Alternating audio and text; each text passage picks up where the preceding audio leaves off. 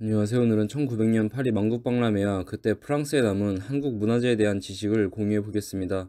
박람회의 유래는 19세기 초 프랑스 기업가 발명가들이 본인이 만든 상품을 홍보, 투자 유치, 그리고 판매를 목적으로 교류의 장을 만들었던 것이 시작입니다. 본래는 국내적인 규모로 진행되었던 것을 1851년 영국이 수정궁이라는 거대한 전시장을 짓고 여러 국가들을 초대하여 만국박람회로 발전해 나갑니다. 만국 박람회의 초창기 모습은 만국이라는 아름다운 말이 붙었지만 사실상 영국과 프랑스 산업 경쟁 박람회가 더 본질에 가깝습니다.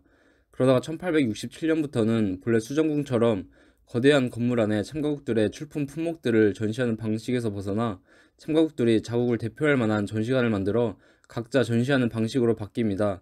이때부터 만국 박람회장은 그야말로 세계 각국의 민족주의 우열을 다투는 경쟁과 과시의 장으로 탈바꿈합니다.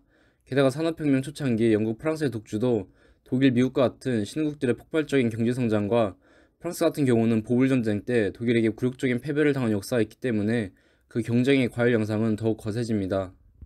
1900년 파리 만국 박람회는 이런 만국 박람회 역사 중에서도 가장 성대하게 이루어집니다. 19세기가 끝나고 20세기가 시작되는 전환기였기 때문에 참가국도 58개국으로 개최 이래 가장 많은 수였습니다. 특히 1900년 파리 만국 박람회의 특징은 19세기 쌓아온 기술 발전의 결실을 보여주는 자리였다는 점입니다. 다음 세기 인류의 삶과 행복을 책임질 기술의 진보를 대대적으로 선보입니다. 그 진보의 핵심이 오늘날 현대 문명에도 여전히 중심 문화를 이루는 지하철, 자동차, 영화, 그리고 전기였습니다. 사실 이것들은 1900년 이전에 발명된 것들이지만 파리 만국 박람회장에서의 의미는 이제 대중의 일상 문화 속으로 상용화되었다는 것을 알리는 것이었습니다. 실제로 파리 지하철 1호선의 개통식을 만국 박람회 때 같이 진행하기도 합니다. 그래서 만국 박람회는 그야말로 물신숭배의 대신전이었다고도 볼 수 있습니다.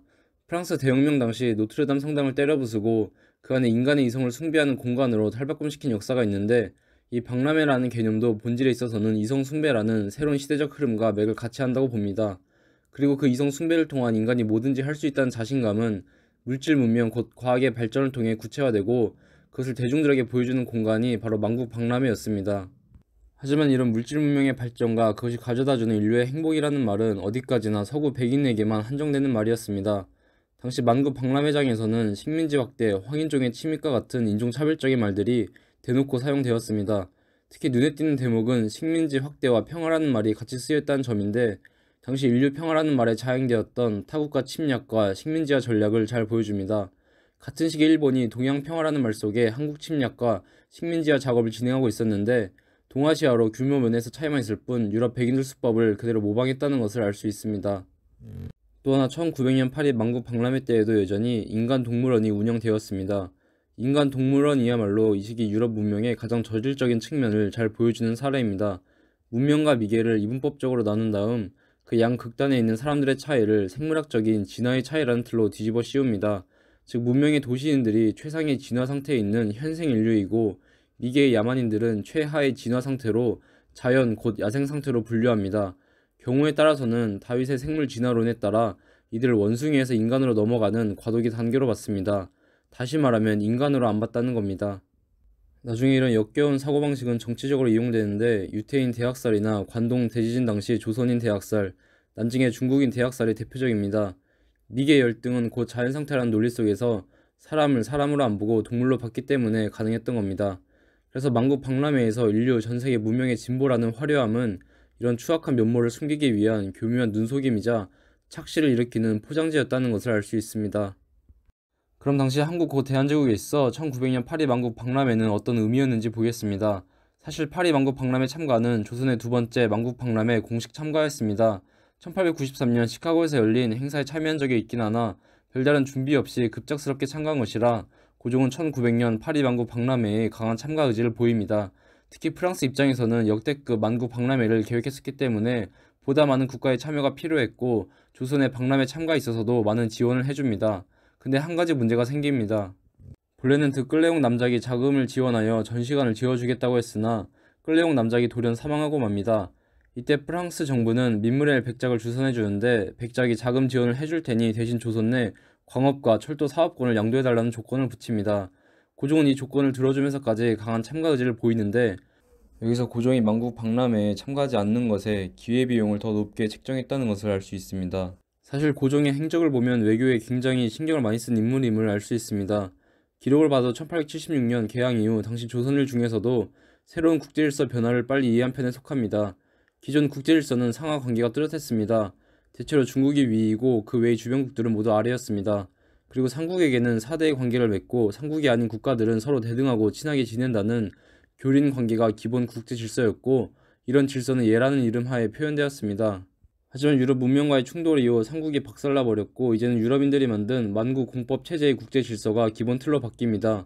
기본적으로 이 체제는 겉모습만 놓고 보면 삼국과 같은 존재가 없고 상호가 평등한 교린 관계로만 유지되는 국제 질서였습니다. 그래서 국가의 존재도 전통적으로 삼국과의 책봉과 조공이라는 관계성을 거쳐야만 존재가 인정되었던 것이, 이제는 다른 국가와의 수교 조약이면 자주국 즉 국가의 존재가 인정되는 시대로 바뀝니다. 그래서 1880년대 고종은 청의 간섭에 저항하며 미국을 비롯한 유럽 여러 국가들과 수교 조약을 체결합니다. 이런 조선의 탈선에 대해 청나라는 몰락해가는 현실을 부정하고 싶은 건지 기존 중화 질서를 유지하고자 조선의 내정 간섭을 해댔는데, 역설적으로 청나라가 내정 간섭을 한 순간 사실상 이 시기 중화 질서는 끝났다고 봐야 합니다. 삼국과 하국의 관계는 조공과 책봉의 교류만 있었을 뿐이지 서로 정치에 간섭하지 않는다는 불문율이 있었기 때문입니다. 어찌되었든 너무 오래 걸리긴 했으나 1896년 독립문과 1897년 대한제국을 건립함으로써 이런 만국공법 국제질서에 완전하게 편입되었다는 것을 천명하게 됩니다. 그리고 고종은 만국 박람회가 바로 이 새롭게 편입된 만국공법 체제의 국제질서를 구현해 놓은 중요한 행사라고 여겼던 것 같습니다.